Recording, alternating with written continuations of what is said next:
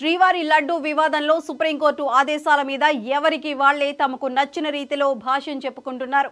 దీంతో లడ్డు రాజకీయం రోజు రోజుకు పెరుగుతుందే తప్ప ఎంత మాత్రము తగ్గుముఖం పట్టే ఆనవాళ్లు కనబడటం లేదు. మీరు తప్పు చేశారంటే మీరే తప్పు చేశారంటూ పరస్పర ఆరోపణలతో కాలం వెళ్లబుచ్చుతున్నారు.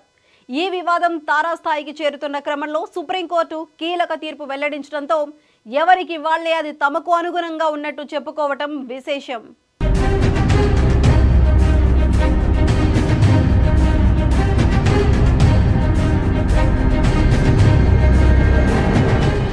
కలియుగ ప్రత్యక్ష దైవం శ్రీనివాసుడికి ప్రపంచవ్యాప్తంగా భక్తులున్నారు. ఈ క్రమంలోనే కోట్ల మంది వెంకటేశ్వర స్వామి భక్తుల మనోభావాలతో ముడిపడిన శ్రీవారి లడ్డు వివాదం దేశవ్యాప్తంగా ప్రకంపనలు రేపుతోంది.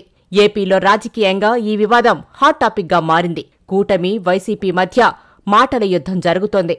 గత ప్రభుత్వ హయాంలో నెయ్యి కల్తీ జరిగిందని, హిందువుల మనోభావాలను దెబ్బతీశారంటూ వైసీపీని కూటమి టార్గెట్ చేస్తూ వస్తోంది.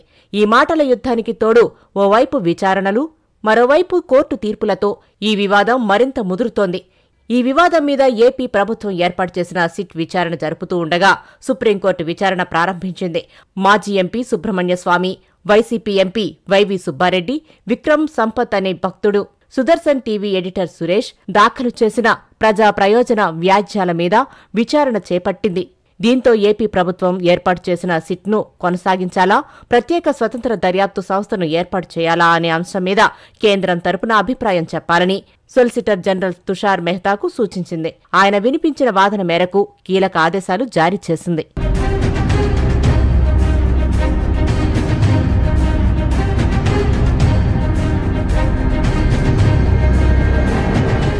లడ్డూ తయారీలో కల్తీ నెయ్యి వాడారా లేదా అనే విషయం తేల్చేందుకు 5 సభ్యులతో స్వతంత్ర సిట్ ఏర్పాటు చేయాలని ఆదేశించింది.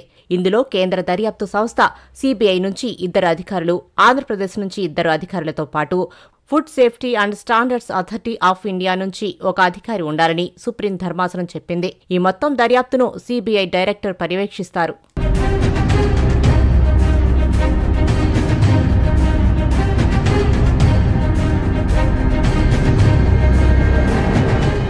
లడ్డూ ప్రసాదం తయారీలో కల్తీ నెయ్యి వాడారన్న ఆరోపణల మీద అంతకుముందు సుప్రీంకోర్టులో కీలక వాదనలు జరిగాయి.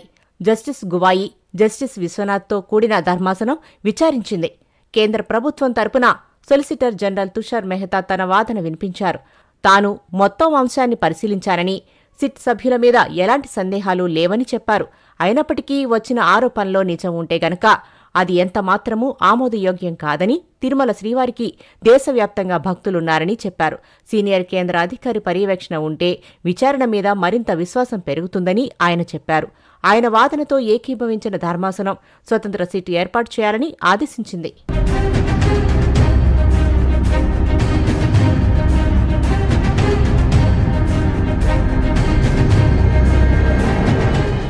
తిరుమల లడ్డూ ప్రసాదాల్లో కల్తీ నెయ్యి వాడారన్న ఆరోపణల మీద దర్యాప్తు చేసేందుకు సుప్రీంకోర్టు స్వతంత్ర దర్యాప్తు సంస్థను ఏర్పాటు చేయడాన్ని ఏపీ సీఎం చంద్రబాబు స్వాగతించారు. సత్యమేవ జయతే, ఓం నమో వెంకటేశాయ అంటూ చంద్రబాబు తన ట్వీట్లో రాసుకొచ్చారు. మొత్తానికి లడ్డూ వ్యవహారం మీద స్పెషల్ సిట్ని ఏర్పాటు చేస్తూ సుప్రీం తీసుకున్న నిర్ణయం మీద చంద్రబాబు సానుకూలంగా స్పందించారు.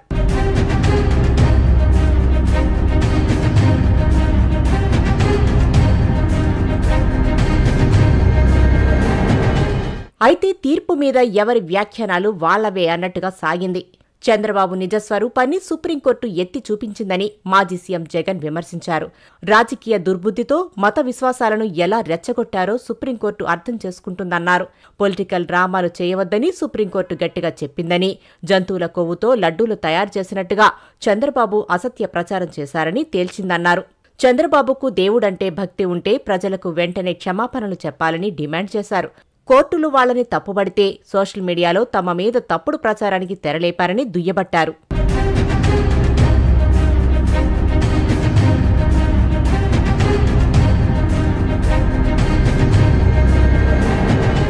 కల్తీ లడ్డూ నెయ్యి వివాదం విషయంలో సుప్రీంకోర్టు నిర్ణయాన్ని స్వాగతిస్తున్నామని బీజేపీ రాష్ట్ర అధికార ప్రతినిధి భానుప్రకాష్ రెడ్డి అన్నారు. ఇప్పుడు ఏమంటాయో చెప్పాలని సవాల్ చేశారు. రాబోయే రోజుల్లో వాస్తవాలన్నీ శ్రీవారి భక్తుల ముందు పెడతామన్నారు.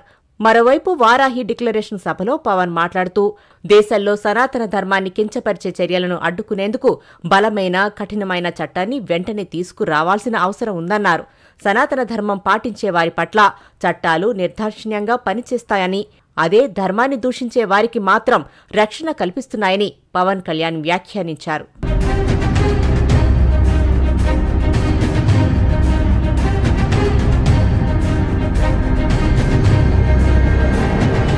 శ్రీవాణి ట్రస్ట్ నిధులను వైసీపీ నేతలు పక్కదారి పట్టించారన్న పవన్ వ్యాఖ్యలను టీటీడీ మాజీ చైర్మన్ భూమన కరుణాకర్ రెడ్డి ఖండించారు. ట్రస్ట్ నిధులు వృధా అయ్యాయని నిరూపిస్తే దేనికైనా సిద్ధమేనని చెప్పారు. పవన్ ఆధారాలు లేని ఆరోపణలు చేస్తున్నారని భూమన మండిపడ్డారు. ఈ విధంగా ఊహించని పరిణామాలతో తిరుమల లడ్డూ వ్యవహారం మరింత వేడెక్కింది. సుప్రీంకోర్టు ఆదేశాలతో ఏర్పాటయ్యే సిట్ బృందం ఏం తేల్చుతుందోనని అందరూ ఆసక్తితో ఎదురుచూస్తున్నారు.